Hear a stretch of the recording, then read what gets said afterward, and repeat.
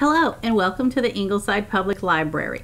Today I'm going to be reading Texas Night Before Christmas, written and illustrated by James Rice.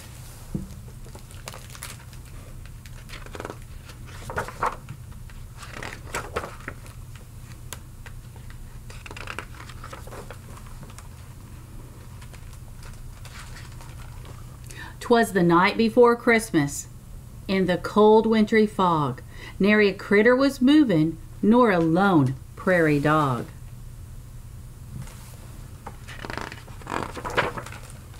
Then out from the north the breeze gave a stir, an icy cold blast swirled the fog in a blur. A blue Texas norther rolled over the plains. The cold fairly whistled through the loose window panes.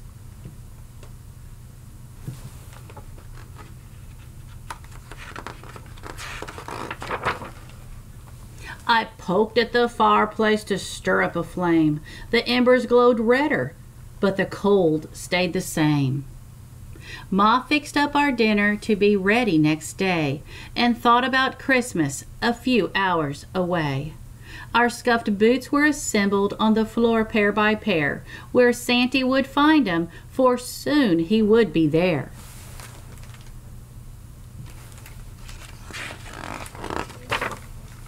The young'uns were bundled down snug in their covers, a sprout of a girl and her two older brothers.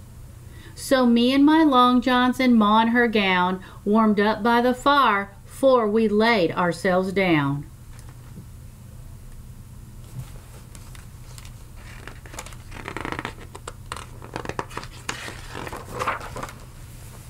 Then from out on the range there came such a ruckus, I ran to the winder to see what the fuss was. Through the blue winter blizzard a scene came to sight. I squinted to see, for there weren't much light.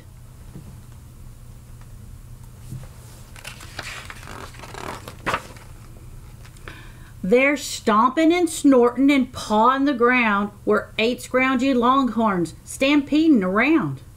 In front of a wagon piled full as could be, with boxes and bundles as high as a tree.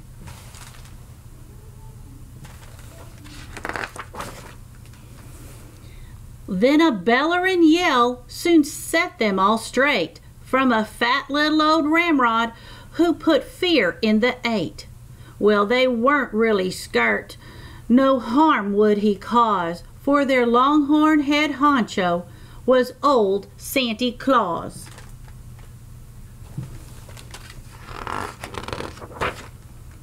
He got their attention and called them by name. "Hey, Leadfoot and Walleye, get up there, Culhane.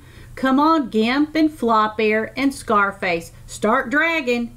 Get on Sam and High Hips, let's move this here wagon."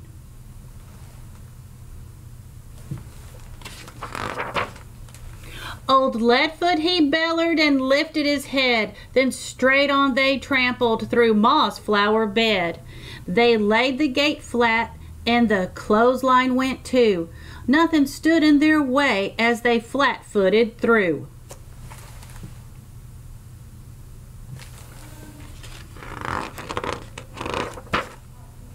Santy pulled them up short on top of the roof, after wrecking the porch with them clodhopper hoofs. They rocked our sod shanty, the dirt sifted down, and then through the chimney Santy came with a bound.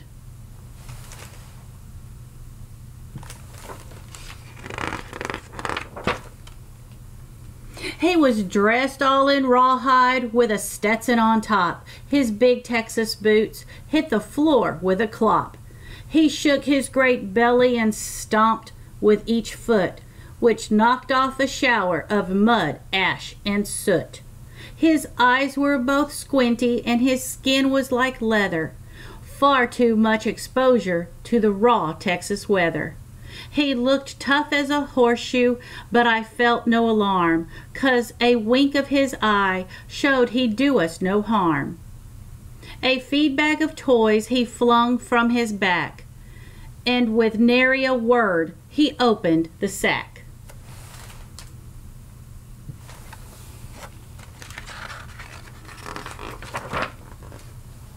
He filled all the boots and piled them high, then looked out the window and up at the sky.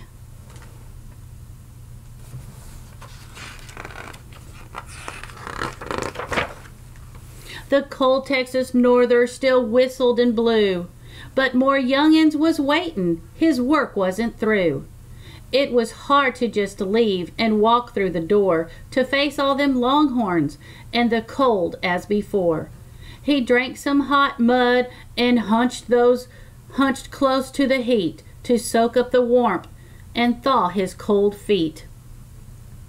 He could no longer dally or put off the chore, so he gave us a wink and pushed through the door.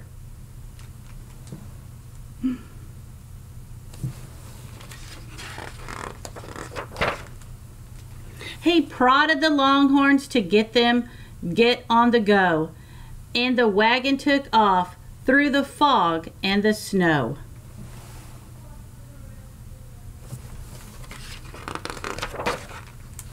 He called over the northern 'fore he went out of sight. "Merry Christmas, yee-haw, and y'all have a good night."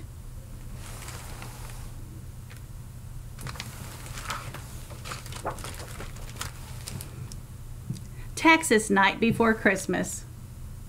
I hope you enjoyed the book. Thank you.